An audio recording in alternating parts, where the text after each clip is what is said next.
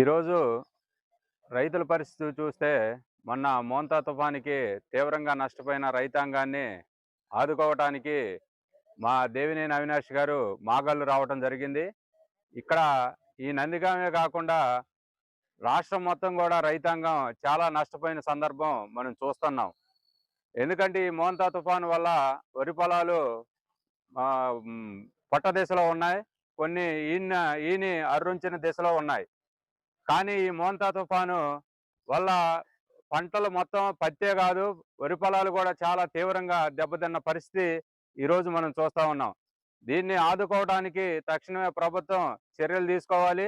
అదే కాకుండా గత 5 సంవత్సరాలు జగన్మోహన్ రెడ్డి గారి గవర్నమెంట్లో ఏదైతే రైతులకి బీమా సౌకర్యం కల్పించి గవర్నమెంటే ఆ బీమాని కట్టి వాళ్ళకి ఇన్సూరెన్స్ కింద పంట పోయిన సందర్భాలుంటే తక్షణమే ఆ పంటకి క్రాప్ ఇన్సూరెన్స్ కింద ఇచ్చిన సందర్భాలు చాలా చూసాం మనం.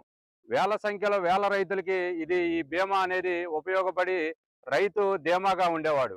కానీ ఈ ప్రభుత్వం వచ్చిన తర్వాత బడ్జెట్లో 1300 కోట్లు కేటాయించి కూడా వాళ్ళ సొంత అవసరాలకు వాడుకున్నారు తప్ప రైతుని చూడలేదు.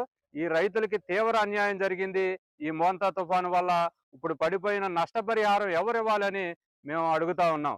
ఇన్ని వేల కోట్లు ఆదుకోవాలంటే మీ వల్ల అవుతుందా? అదే బీమా కట్టున్నట్లయితే, ఇన్సూరెన్స్ కట్టున్నట్లయితే చాలా ఉపయోగం ఉండేది రైతులకి.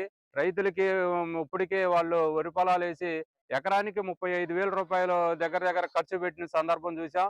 ఇంకా ఒక 5,000 ఖర్చు పెడితే వరి కోతకొచ్చేదనే టైంలో ఈ మోంతా తుఫాను చాలా తీవ్రంగా ఇరుసుకుపడటం జరిగింది.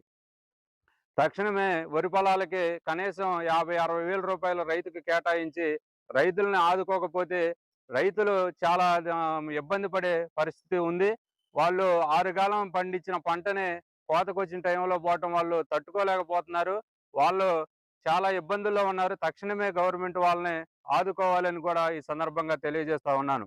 అంతేకాదు, ఇది గడిచిన ఈ గవర్నమెంట్ వచ్చిన కాడి నుంచి పంటలు చూస్తే అన్నీ కూడా ఏ పంటకి పండటం అట్లా నుంచి పండినా కూడా గిట్టుబాటు ధర లేని సందర్భం కూడా మనం చూసాం. పోయిన సంవత్సరం పత్తికి కానివ్వండి, మిరప చేలకు కానివ్వండి, మామిడి తోటలకు కానివ్వండి, మామిడి తోటలు అప్పుడైతే సొంతగా రైతులు సొంతగా ఇన్సూరెన్స్ కట్టుకోండి, మీకు డబ్బులు వస్తాయి పంట పోతే అని చెప్పి కూడా సొంతగా డబ్బులు కట్టించి కూడా మా మ్యాంగోకి నష్టపరిహారం ఇచ్చినటువంటి సందర్భం మనం చూసాం. ఎందుకంటే ఎన్నడూ రాని విధంగా మామిడి తోటలప్పుడు 4 సార్లు గాలిదుమ్ములు రావటం, రేట్లు పడిపోవటం చాలా దారుణం చూసాం.